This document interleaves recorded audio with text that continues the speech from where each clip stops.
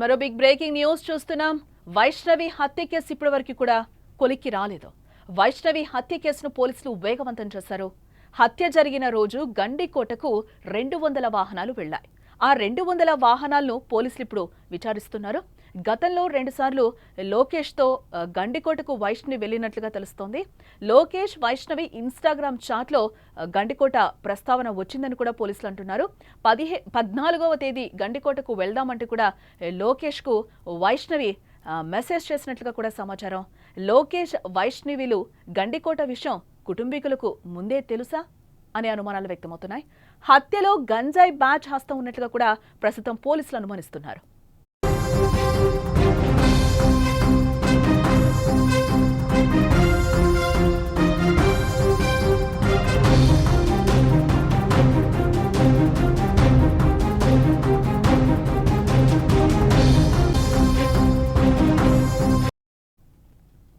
గండికోటలో inter విద్యార్థిని వైష్ణవి హత్య case వారం రోజులైనా ఒక కొలిక్కి రావటం లేదు.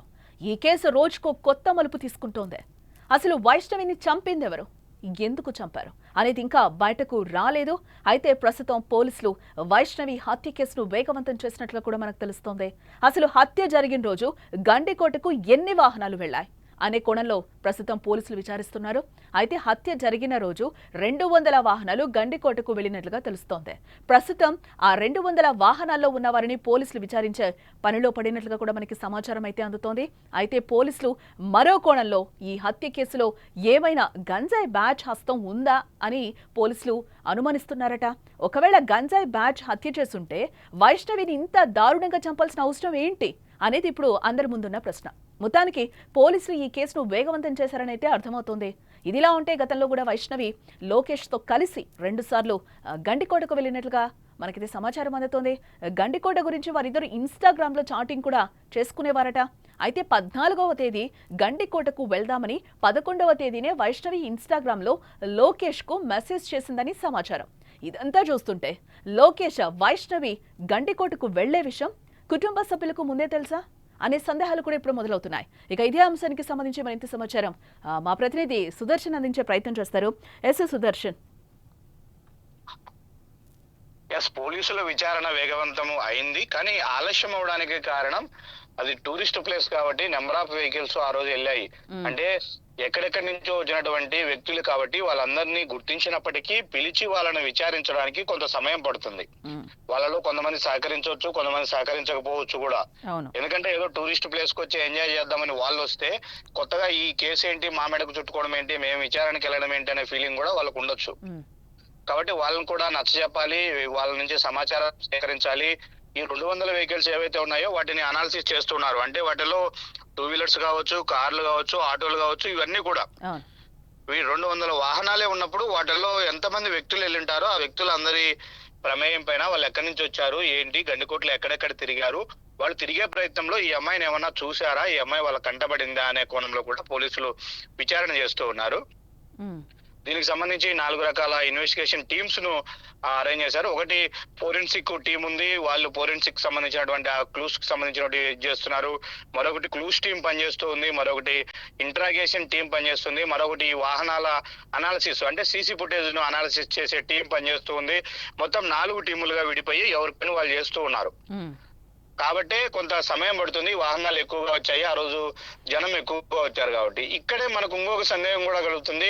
200 వాహనాలు ఉంటాయంటే కనీసం దాంట్లో ఒక 400-500 మంది జనము ఆ రోజు గండికోటలో ఉండి ఉంటారు టూరిస్టులు. అంతమంది జనం ఉన్నప్పుడు పట్టపగులే ఆ అమ్మాయిని అంత దారుణంగా కొట్టి చంపితే ఎవరికి తెలియకుండా ఉంటుందా అన్నది కూడా ఇప్పుడు ఒక మిస్టరీగానే మారింది. అయితే దొరుకుతూ ఉంది లీడు, మళ్ళీ మిస్ అవుతూ ఉంది. ఎగ్జాక్ట్ ఎవరు చంపారన్న దాని మీద అవగాహన లేదు. సరే, కుటుంబ సభ్యులను అనుమానిస్తున్నారు. వాళ్ళను విచారణ పిలిచినప్పుడు వాళ్ళు చాలా కాన్ఫిడెంట్ గా చెప్తున్నారు, మా బిడ్డను మేమెందుకు చంపుకుంటాము అని. కాబట్టి కుటుంబ సభ్యులను అంతకన్నా ప్రోయాక్టివ్ గా వెళ్ళి విచారించే పరిస్థితి పోలీసులకు లేదు. వెళ్ళినా కూడా అది బూమరాంగ్ అయ్యే అవకాశం ఉంటుంది. కాబట్టి ఇప్పుడు పోలీసుల లక్ష్యం అంతా కూడా డైరెక్ట్ హత్యలో ఎవరు పాల్గొన్నారో వాళ్ళను పట్టుకుంటే, పాత్రధారులను పట్టుకుంటే తర్వాత సూత్రధారుల పేర్లు వాళ్ళ ద్వారానే చెప్పించి వాళ్ళని అదుపులోకి తీసుకోవాలనేది పోలీసుల ప్లాన్. అయితే చంపిన వాళ్ళలో ఇప్పుడు సుపారీ బ్యాచ్ ఉంటుంది, కనీసం 3-4 కూడినటువంటి ఒక బ్యాచ్ ఈ అఘాయిత్యానికి పాల్పడ్డారు, వాళ్ళే అంతకులు అనే కోణంలో పోలీసులు అనుమానిస్తున్న నేపథ్యంలో పాత రికార్డులన్నీ కూడా ఇప్పటికే పాత నేరస్తుల రికార్డులు వెరిఫై చేస్తూ ఉన్నారు. అందులో సుపారీ గ్యాంగ్ అంటే గంజాయి రిలేటెడ్ బ్యాచ్ కూడా ఉండవచ్చు అన్న కోణంలో ప్రొద్దుటూరు ముఖ్యంగా ఈ డ్రగ్స్ కు గంజాయికి ఈ మధ్య కాలంలో కేర్ ఆఫ్ అడ్రస్ గా మారింది. అంటే ఇక్కడ ఒక్క పాయింట్ సుదర్శన్, అంటే మీరు చెప్తున్నారు అంటే గంజాయి బ్యాచ్ ఏమైనా చేసుంటుందా అనేది ఒక అనుమానం అయితే గనక వాళ్ళు ఇక్కడ అత్యాచారం జరగలేదు అని కూడా క్లియర్ గా క్లీన్ చిట్ ఇవ్వడం జరిగింది పోలీసులు కూడా. ఎస్ అందరి అనుమానము అదే. ఇప్పుడు ఆకతాయిలో గంజాయి బ్యాచ్ మద్యం మత్తులోనో అమ్మాయి మీద ఈ అఘాయిత్యానికి పాల్పడితే ఖచ్చితంగా వాళ్ళు అంటే మా అమ్మాయి పైన రేప్ యాక్టివిటీ చేసే అవకాశం ఉంటది, కానీ అదేమి జరగలేదు. కానీ ఇక్కడ ఇంకొక సెన్సిటివ్ ఇష్యూ ఏంటంటే వీళ్ళకు సుపారీ ఇచ్చి ఎంతవరకు ఏ విధంగా చంపమన్నారో ఆ విధంగానే చంపి ఉంటారు అనేది ప్లాన్. ఓకే. కాబట్టి ఆ అమ్మాయి వాళ్ళ సొంత బంధువు కాబట్టి సపోజ్ మనం ఒకసారి కుటుంబ సభ్యుల కోణంలో అనుమానం వ్యక్తం చేస్తే వాళ్ళు వాళ్ళ అమ్మాయి పైన ఇట్లా అఘాయిత్యం చేయడానికో ఇంకోదానికో వాళ్ళు అంగీకరించారు. కాబట్టి ఎంతవరకు టాస్క్ కంప్లీట్ చేయాలో అంతవరకే చేసి వాళ్ళు ఏ విధంగా పరారవ్వాలి ఏంటి అనే స్కెచ్ కూడా వాళ్ళే గీసుకున్నారు. వీళ్ళు ఆ రోజు ఎలాంటి డైరెక్షన్ ఇవ్వలేదు. మనం ఫస్ట్ నుంచి ఎక్స్పెక్ట్ చేస్తున్నది గండికోటకు 14వ తేదీన వైష్ణవి వెళ్తుంది లోకేష్ తో కలిసి అని మాకు ఉదయం కాలేజీ నుంచి ఫోన్ వచ్చినాకే తెలిసింది అనేది కుటుంబ సభ్యుల వాదన. అంటే ముందే తెలిసిందా? అంత తక్కువ టైంలో ఒక సుపారీ గ్యాంగ్ ను పికప్ చేసుకోవడానికో వాళ్ళని అక్కడికి పంపించడానికో సమయం ఉండదు ఎవరికైనా చంపాలనే వాళ్ళకు. ఇక్కడ ఇంకొక లీడ్ పాయింట్ మనకి ఏం దొరుకుతుంది అంటే 11వ తేదీనే ఇన్స్టాగ్రామ్ లో వైష్ణవి లోకేష్ కు మెసేజ్ పెట్టింది. అవును. 14వ తేదీ మా బ్రదరు చెన్నై వెళ్తున్నాడు పని మీద, ఆ రోజు నన్ను ఎవరు డ్రాప్ చేయరు కాలేజీకి, నాకు నేనుగా కాలేజీకి వస్తాను కాబట్టి నువ్వు నన్ను కాలేజ్ దగ్గర పికప్ చేసుకుంటే ఇద్దరం కలిసి గండికోటకి వెళ్దాము అని వాళ్ళిద్దరు చాటింగ్ చేసుకున్నారు. ఆ చాటింగ్ 3వ వ్యక్తికి తెలిసి ఉండవచ్చు. కాబట్టి ఇదంతా ప్లాన్ చేసుకోవడానికి స్కెచ్ రెడీ చేసుకోవడానికి వాళ్ళకి ఒక 3 రోజుల సమయం. అంటే ఇక్కడ 3వ వ్యక్తి ఎవరు అనేది ఇప్పుడు అనుమానాలు రేకెత్తిస్తుంది అనుకోవచ్చు అంటారా? ఎస్, మనం ఎవరి మీద ఆరోపణ ఇప్పుడు చేయడానికి మన దగ్గర ఎవిడెన్స్ లేదు, కానీ ఈవెన్ పోలీసులు కూడా ఆ యాంగిల్ ఎవరు చెప్పట్లేదు. కానీ బట్ ఇప్పుడు లోకేష్ కు క్లీన్ చిట్ ఇచ్చారు, ఆరోపణలు ఎదుర్కొంటున్న కుటుంబ సభ్యులను ఇప్పటికీ కూడా విచారిస్తూ ఉన్నారు, వాళ్ళు సహకరిస్తూ ఉన్నారు. కాబట్టి ఇంకా థర్డ్ పర్సన్స్ కి ఎవరికి అంత అవకాశం ఉండదు, అవసరం ఉండదు అనేది ఒక యాంగిల్. కాబట్టి తేలిందాక కూడా మనం కుటుంబ సభ్యులను కూడా ఇది విషయమని మనం చెప్పలేము. కాబట్టి కేసు ఇన్వెస్టిగేషన్ నడుస్తూ ఉంది. నేరుగా హత్యలో పాల్గొన్నటువంటి అంతకులను గుర్తించిన తర్వాతే వాళ్ళు ఇచ్చేటువంటి సమాచారం మేరకే ఒకసారి సీన్ అంతా కూడా రీకన్స్ట్రక్ట్ చేసుకుంటారు. తర్వాత వాళ్ళకి ఎవరు సుపారీ ఇచ్చారు, ఎవరు వాళ్ళని అక్కడికి వెళ్ళమని చెప్పారు, చంపమని చెప్పారు అనే కోణాలన్నీ కూడా బయటకు వచ్చే అవకాశం ఉంటది. ఇప్పుడు వాళ్ళు చంపేసిన తర్వాత ఎటు పారిపోయారో తెలియట్లేదు, వాళ్ళు ఎక్కడ దాక్కున్నారో తెలియట్లేదు, ఎవరు పార్టిసిపేట్ చేశారో తెలియట్లేదు. కాబట్టి వాళ్ళని పట్టుకోవడం కోసం పోలీసులు అన్ని విధాలుగా ప్రయత్నాలు చేస్తున్నారు. అంటే మొన్న కూడా అంటే సుదర్శన్ మొన్న మనం మాట్లాడినప్పుడు కూడా సీన్ రీకన్స్ట్రక్షన్ చేస్తున్నారు. మొదటి నుంచి కూడా అందరినీ కూడా అనుమానితులందరినీ కూడా మళ్ళీ ఫస్ట్ నుంచి కూడా పోలీసులు విచారిస్తున్న పరిస్థితులు అయితే మనకి కనిపించాయి. ఈ రోజు కొత్తగా తెరపైకి వచ్చిందో ఒక ఇన్స్టాగ్రామ్ చాట్, దాంతోపాటు ఆ రోజు గండికోట టూరిస్టులు ఎవరైతే వచ్చారో వాళ్ళందరినీ కూడా వెహికల్స్ 200 వెహికల్స్ వచ్చాయి, వాళ్ళందరినీ కూడా విచారణ చేపడుతున్నారు అనేది మీరు చెప్తున్న నేపథ్యంలో ఈ 200 వెహికల్స్ వాళ్ళందరూ కూడా అక్కడికి వచ్చిన వాళ్ళు ఎవరైనా ఇప్పటి వరకు విచారణకి సపోర్ట్ చేశారా, వాళ్ళు ఏమైనా చెప్తున్నారా? అంటే ఈ కేసులో ఇప్పటివరకు ఏమైనా పురోగతి సాధించామని పోలీసులు అనుకుంటున్నారా ఏంటి? లీడ్ అయితే దొరకట్లేదు, కానీ విచారణ అయితే జరుగుతుంది. అది ప్రాసెస్ అయితే ఉంది ఆన్ గోయింగ్. ఎందుకంటే ఆ 200 వెహికల్స్ లో వాళ్ళను పిలిపిస్తూ ఉన్నారు, వాళ్ళ డేటా తీసుకుంటున్నారు, వాళ్ళని అనేక విధాలుగా క్వశ్చన్స్ చేసి వాళ్ళ నుంచి కూడా సమాచారం రాబడుతూ ఉన్నారు. ఈ ప్రక్రియ జరుగుతుంది ఒకవైపున. ఇప్పుడు పోలీసుల ముందు ఉన్నది ఫస్ట్ ఆఫ్ ఆల్ ఏదైతే సీసీ ఫుటేజ్ లో రికార్డ్ అయ్యాయో అక్కడ ప్రత్యక్షంగా గండికోట్లోకి ఎంటర్ అయ్యారు అనే వ్యక్తులు ఎవరైతే లిస్ట్ ఉందో ఆ లిస్ట్ వెరిఫై చేయాలి. వాళ్ళ ముందు ఉన్నటువంటి ఫస్ట్ అనుమానం. ఆ లిస్ట్ ని క్లియర్ చేసిన తర్వాతే నెక్స్ట్ ఎవరైనా సీసీ ఫుటేజ్ లో రికార్డ్ అవ్వకుండా ఎవరైనా వేరే మార్గాల ద్వారా వెళ్ళుంటారా అనే కోణంలో నెక్స్ట్ స్టెప్ తీసుకోవాల్సి ఉంది. అంటే సుదర్శన్ ఇక్కడ ఇంకొక పాయింట్ కూడా మనం రేస్ చేయాల్సిన అవసరం, ఎందుకంటే లోకేష్ వెళ్ళేటప్పుడు వైష్ణవితో కలిసి వెళ్ళేటప్పుడు అలాగే బయటకు వచ్చేటప్పుడు కూడా క్లియర్గా సీసీ ఫుటేజ్లో కనిపిస్తున్న విషయం మనకు తెలిసింది. అంటే ఓపెన్గా అది రిలీజ్ చేస్తున్న వీడియో మనకి కనిపిస్తుంది సీసీ ఫుటేజ్లో ఏ విధంగా ఉందో ఆ విధంగా. అంటే ఇప్పటి వరకు రిమైనింగ్ ఆ అమ్మాయి ఆ 2 అవర్స్లో ఏమైంది వైష్ణవి అనేది ఇప్పటి వరకు అంతుపట్టని విషయంగా తెలుస్తుంది. అంటే ఇక్కడ ఎక్కడ కూడా పోలీసు వాళ్ళకి ఇంతవరకు క్లూస్ దొరకలేదా, ఇంతవరకు ఎవిడెన్స్ అంటే సీసీ ఫుటేజ్ లాంటివి ఏమీ దొరకలేదని మనం అనుకోవాలంటారా? లేవు, సీసీ ఫుటేజ్ లేవు. ఇప్పుడు టోల్ గేట్ దగ్గర ఒకటి ఉంది, గండికోట కోటగుమ్మం దగ్గర ఒక సీసీ ఫుటేజ్ ఉంది. లోపల హరిత హోటల్ దగ్గర ఒకటి ఉందని ఎస్పీ గారు చెప్తున్నప్పటికీ అది పనిచేయట్లేదని మనకున్నటువంటి సమాచారం. పనిచేసినా కూడా అది రంగనాయక స్వామి ఆలయం పరిసరాల్లో ఏం జరుగుతుందో ఆ సీసీ ఫుటేజ్ లో క్యాప్చర్ అయ్యే అవకాశమే లేదు. కాబట్టి కోటగుమ్మం దగ్గర ఉన్నటువంటి సీసీ ఫుటేజ్ దాటుకున్న తర్వాత గండికోటలో ఏం జరిగిందనేది ఎలాంటి ఎవిడెన్స్ లేదు. ప్రత్యక్ష సాక్షులన్నా చెప్పాలి, లేదంటే అక్కడ ఉన్న సెల్ఫీలో వీడియోసో తీసుకున్న వాళ్ళన్నా చెప్పాలి.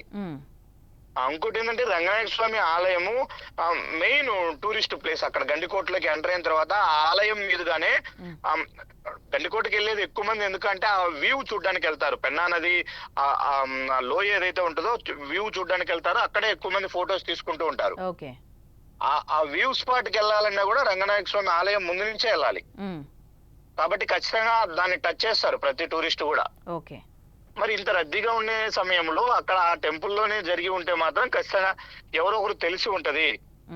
మనం నిన్న గ్రౌండ్ రిపోర్ట్ లో ఎక్స్ప్లెయిన్ చేసినట్టుగానే ఆ అమ్మాయితో ఒకరు ఎవరైనా బలవంతంగా లవర్ లాగా యాక్ట్ చేసి ఆ అమ్మాయి నోరు మూసి ఉంచి పక్కన గుహలాగా ఉన్నటువంటి ఒక గదిలో గాని అట్లా కొద్దిసేపు హోల్డ్ చేసి ఉన్నా కూడా ఆ టూరిస్టుల కంటపడకుండా చేసి ఉండొచ్చు. కాబట్టి ఇవన్నీ కూడా మిస్టరీనే. ఇప్పుడు పోలీసులు నిర్ణయించుకున్నది ఒకటే, తమ దగ్గర ఉన్న క్లూస్ ను పూర్తిగా వెరిఫై చేయాలనేది ఫస్ట్ టాస్క్. అంటే ఇక్కడ ఇంకొకటి కూడా సుదర్శన్, అంటే కొండయ్య పేరు కూడా తెరపైకి వచ్చిన పరిస్థితి కనిపిస్తుంది. 2 టీమ్స్ గా విడిపోయి తన కోసం వెతుకుతున్నప్పుడు ఏమన్నా ఆధారాలు దొరుకుతాయి అని పోలీసులు వెతుకుతున్న సమయంలో కొండయ్య చూపించిన పరిస్థితి కూడా కనిపించింది. అక్కడ డెడ్ బాడీ ఉంది అని చెప్పి. దీని తర్వాత ఏమి ఎవిడెన్స్ బయటకు రాలేదా? ఆ టైంలో ఏమి సీన్ రీకన్స్ట్రక్షన్ చేసేటప్పుడు కూడా ఏం బయటకు రాలేదా? ఇక్కడ అతిపెద్ద సమస్య పోలీసులకి ఏంటంటే అదే, కొండయ్య సురేంద్ర ఎవరైతే వీళ్ళు బ్రదర్స్ ఉన్నారో, కజిన్ బ్రదర్స్ ఉన్నారో, వాళ్ళు ఈ యాక్టివిటీస్ లో ఏమన్నా పార్టిసిపేట్ చేసింటారా అన్న అనుమానంలో విచారణ చేశారు. అయితే వాళ్ళు పక్కాగా కొండయ్య అయితే అసలు సంఘటన జరిగిన రోజు స్పాట్కే వెళ్ళలేదు, అతని ఎవిడెన్స్ ఎలాంటివి లేవు. కానీ సురేంద్ర వెళ్ళాడు, హాఫ్ అన్ అవర్ లోనే తిరిగి వచ్చాడు. తిరిగి వచ్చిన తర్వాత కూడా వాళ్ళు మళ్ళీ కాలేజ్ దగ్గరికి ఇచ్చారు. అంటే అక్కడ 12 నుంచి సాయంత్రం 4 వరకు హత్య జరిగి ఉంటుందని పోలీసులు అనుమానిస్తున్నారు. ఆ టైమ్ ఆఫ్ పీరియడ్ లో వీళ్ళు కాలేజీలో ఉన్నారు, కాలేజ్ సీసీ ఫుటేజ్ లో వీళ్ళు రికార్డ్ అయి ఉన్నారు. అంటే వీళ్ళు కాలేజీ దగ్గర ఉన్నారన్న ఒక ఎవిడెన్స్ కోసమే అంతసేపు అక్కడ ఉన్నారా? వైష్ణవి వాళ్ళ మదర్ కూడా అక్కడే ఉంది. వైష్ణవి వాళ్ళ మదరు, వాళ్ళ బ్రదర్స్ ఇద్దరు, కొండయ్య సురేంద్ర, ఇద్దరు కాలేజీ దగ్గరే ఉన్నారు. కాలేజీ సీసీ ఫుటేజ్ ఈవినింగ్ వరకు కూడా చూపిస్తా ఉంది, అందులో వీళ్ళు ఉన్నారు. కాబట్టి వీళ్ళు డైరెక్ట్ గా ఆ టైంలో గండికోటలో ఉనింటారు అని చెప్పడానికి లేదు, ఎవిడెన్స్ క్లియర్ గా ఉంది. ఇక్కడ ఉన్నారు వాళ్ళు. కాబట్టి వీళ్ళ ప్రమేయం ఎవరిది లేదు. ఖచ్చితంగా అక్కడ బయట వ్యక్తులు సుపారీ గ్యాంగ్ ఇచ్చేసింటారు. కాబట్టి గంజాయి బ్యాచ్, ఎందుకంటే ఒక అమ్మాయిని, అందులో కూడా ఆ అమ్మాయికి ఎలాంటి సంబంధం లేని వ్యక్తులు అంత క్రూరంగా హింసించి చంపాల్సిన అవసరం ఉండదు. అంటే కాన్షియస్ లో ఉన్న మనిషి ఎవరు కూడా అంత దారుణానికి పాల్పడడానికి మనసు రాదు. మద్యం తీసుకోనో గంజాయి తీసుకోనో డ్రగ్స్ తీసుకుంటే తప్ప, విచక్షణ కోల్పోతే తప్ప ఆ విధంగా అమ్మాయి మీద దాడి చేయలేరు. కాబట్టి ఈ గంజాయి బ్యాచ్ ఏమన్నా గంజాయి తీసుకుని ఎక్కువ ఈ దారుణానికి పాల్పడి ఉంటారా అన్న కోణంలో కూడా పోలీసుల విచారణ సాగుతూ ఉంది. బట్ పోలీసులు అయితే కాన్ఫిడెంట్ గా మేము ఇన్ని రోజుల్లో ఛేదిస్తామని ఫస్ట్ లో చెప్పినటువంటి మాటలు ఇప్పుడు ఎక్కడ వినిపించట్లేదు. వాళ్ళకు కూడా అన్ని అనుమానాలే ఉన్నాయి, డైలమాలోనే ఉంది. ఇది ఒక మిస్టరీ కేసు లాగే ఉంది. ఇది చాలా పెద్ద టాస్క్. ఇంకా కూడా వాళ్ళకి కావాల్సినటువంటి టెక్నికల్ నాలెడ్జ్ ను, వాళ్ళ దగ్గర ఉన్నటువంటి అన్ని రకాల టెక్నికల్ ఎక్విప్మెంట్స్ ను వాడుతున్నారు, మ్యాన్ పవర్ ను వాడుతున్నారు. సుమారుగా 50-60 మంది ఇన్వెస్టిగేషన్ లో పార్టిసిపేట్ చేస్తున్నారు పోలీస్ సిబ్బంది. అన్ని శక్తులు ఒడ్డుతున్నారు. పైనుంచి కూడా ఫాలో అప్ ఉందని ఎస్పీనే చెప్తున్నారు. డిఐజీ ఫాలో అప్ చేస్తున్నారు. పైన స్టేట్ లెవెల్ నుంచి కూడా మాకు ఫాలో అప్ లో ఉన్నాం, మేము ఖచ్చితంగా దీన్ని ఛేదిస్తామని చెప్తున్నారు. కానీ ఎప్పటిలోగా అనేది కాన్ఫిడెంట్ గా చెప్పట్లేదు. అంటే ఇప్పట్లో ఇన్వెస్టిగేషన్ పూర్తయ్యే ఇవైతే కనిపించట్లేదు మనకి. కనిపించట్లేదు. వాళ్ళు ఏమంటున్నారంటే మమ్మల్ని ఫ్రీగా వదిలేయండి కొద్ది రోజులు, మేము అన్ని కోణాలు అనాలిసిస్ చేసిన తర్వాత పక్కాగా పట్టుకుంటాము. ఎందుకంటే ఏ కేసులైనా పోలీసులు ఫస్ట్ మనకు తెలిసింది చేసేది ఏంటంటే, ఏ మాత్రం అనుమానం వచ్చినా వాళ్ళని తీసుకెళ్లి వాళ్ళ యాంగిల్లో ఇంట్రాగేషన్ చేస్తే వాళ్ళు కక్కేస్తారు నిజం. ఎస్. అంటే ఇంకొకటి కానీ కూడా అంటే సుదర్శన్ మొన్న మనం మాట్లాడినప్పుడు అంటే వైష్ణవి పేరెంట్స్తో మాట్లాడినప్పుడు కూడా తల్లి కూడా క్లియర్గా చెప్తుంది ఖచ్చితంగా ఆమె మీద అత్యాచారం అటెంప్ట్ జరిగింది అని చెప్పి పోలీసు వాళ్ళేమో క్లియర్గా చెప్తున్నారు. వారి వర్షన్ ఏమైనా మాట్లాడిందంటే పోలీసులు కూడా చెప్తున్నారు కదా క్లియర్గా అంటే మనం లోకేష్కి క్లీన్ చిట్ ఇవ్వడం జరిగింది, తన ప్రమేయం లేదు ఈ హత్యకి సంబంధించి అని కూడా పోలీసులు చెప్పారు. అలాగే అఘాయిత్యాలు ఎటువంటివి కూడా జరగలేదు, కాకపోతే బలంగా కొట్టారు, లివర్ కూడా కొద్దిగా డ్యామేజ్ అవ్వడం వల్లే తను చనిపోవడం జరిగింది అనేది కూడా పోలీసులు క్లియర్గా ఎవిడెన్స్ చూపిస్తున్న పరిస్థితి కనిపిస్తుంది. ఈ నేపథ్యంలో ఫ్యామిలీ మెంబర్స్ ఏమైనా ఆలోచన మారిందా, వాళ్ళు ఏమైనా మాట్లాడారా ఏంటి? లేదు, ఆలోచన మారలేదు. వాళ్ళు ఇప్పటికీ కూడా అదే అంటారు, ఏ విధంగా మీరు లోకేష్ కు క్లీన్ చిట్ ఇస్తారు, వాడు వచ్చాడు వెళ్ళాడు అనే టైమింగ్స్ ఉంటే సరిపోద్దా? వాళ్ళ బ్యాచ్ ఏమన్నా పెట్టాడేమో, వాళ్ళ ఫ్రెండ్స్ ని పెట్టాడేమో అక్కడ. లోకేష్ జులాయి వ్యక్తి, తిరుగుతూ ఉంటాడు బయట.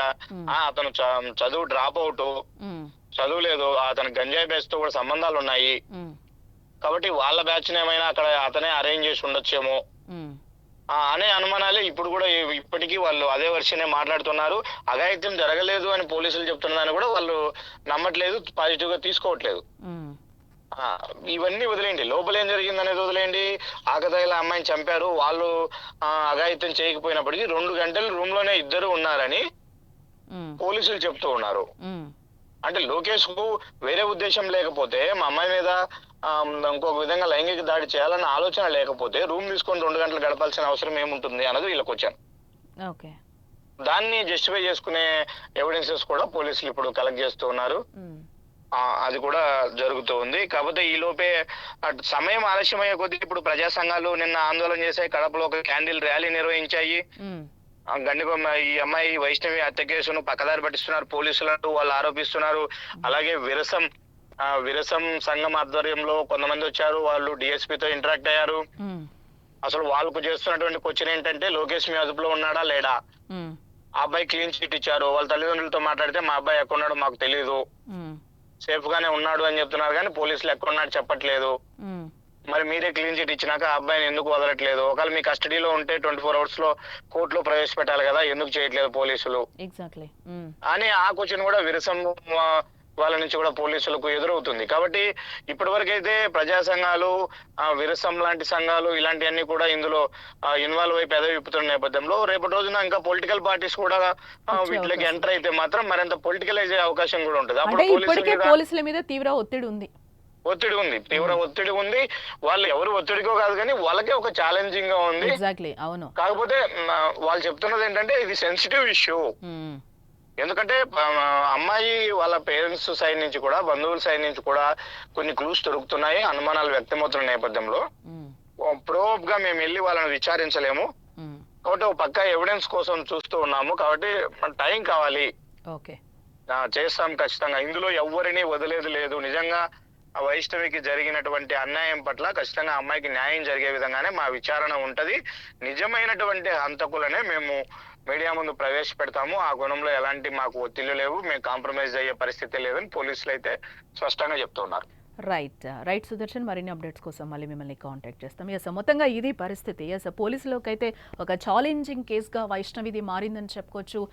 ఇప్పటికీ తీవ్ర ఒత్తిడిలో కూడా పోలీసులు ఉన్నట్లుగా తెలుస్తుంది. దాన్ని కూడా వాళ్ళు ఒక ఛాలెంజింగ్గా తీసుకున్నారు. ఖచ్చితంగా దీన్ని మేము చేస్తాము అని కూడా చెప్తున్నారు. అన్ని పక్కగా ప్రూఫ్లు దొరికినప్పుడు ఖచ్చితంగా మేము ప్రెస్ మీట్ పెట్టి చెప్తామని కూడా వాళ్ళు క్లియర్గా చెప్తున్న దాఖలాలు అయితే మనకి కనిపిస్తున్నాయి.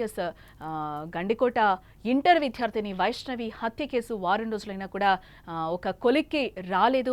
ఈ కేసు రోజుకో కొత్త మలుపు తిరుగుతోంది.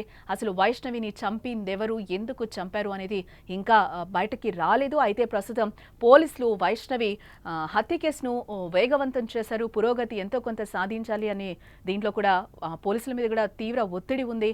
అసలు హత్య జరిగిన రోజు గండికోటకు ఎన్ని వాహనాలు వెళ్లాయి అనే కోణంలో కూడా పోలీసులు ప్రస్తుతం విచారిస్తున్నట్లుగా కూడా తెలుస్తోంది. అయితే హత్య జరిగిన రోజు ఆ 200 వాహనాలు గండికోటకు వెళ్ళినట్లుగా కూడా క్లియర్గా చెప్తున్నారు. ప్రస్తుతం ఆ 200 వాహనాల్లో ఉన్న వారిని పోలీసులు విచారించావు పనిలో పడ్డారు ప్రస్తుతం. అయితే పోలీసులు మరో కోణంలో ఈ హత్య కేసులో ఏమైనా గంజాయి బ్యాచ్ హస్తం ఉందా అని కూడా పోలీసులు అనుమానిస్తున్నారు. ఒకవేళ గంజాయి బ్యాచ్ ఇది చేస్తుంటే కనుక ఆ అమ్మాయి మీద అఘాయిత్యం జరగలేదు అనేది కూడా పోలీసులు చెప్పడం జరిగింది. అలాగే పోలీసులు అలాగే లోకేష్కి కూడా క్లీన్ చిట్ ఇవ్వడం జరిగింది. తను హత్య చేయలేదు అనేది కూడా ఆ రెండు అయితే నిర్ధారణ చేసిన పరిస్థితులు కనిపిస్తున్నాయి. దీంట్లో ఆల్రెడీ సీన్ రీకన్స్ట్రక్షన్ కూడా చేశారు. ఏమన్నా ఎవిడెన్స్ దొరుకుతాయేమో అని చెప్పి దీంట్లో ఎవరైతే నిందితులుగా అనుమానితులు ఎవరైతే ఉన్నారో వాళ్ళని కూడా పోలీసులు మళ్ళీ ఫస్ట్ నుంచి కూడా ఫ్రెష్గా వాళ్ళని విచారించారు. ఇప్పటివరకైతే ఎలాంటి క్లూజ్ కూడా దొరకలేదు అని కూడా చెప్తున్నారు. ఒకవేళ దీంట్లో ఏమైనా సుపారీ గ్యాంగ్ ఇన్వాల్వ్ అయ్యి వైష్ణవిని చంపేశారా అన్న కోణంలో కూడా ప్రస్తుతం పోలీసులు విచారించే పనిలో పడ్డారు.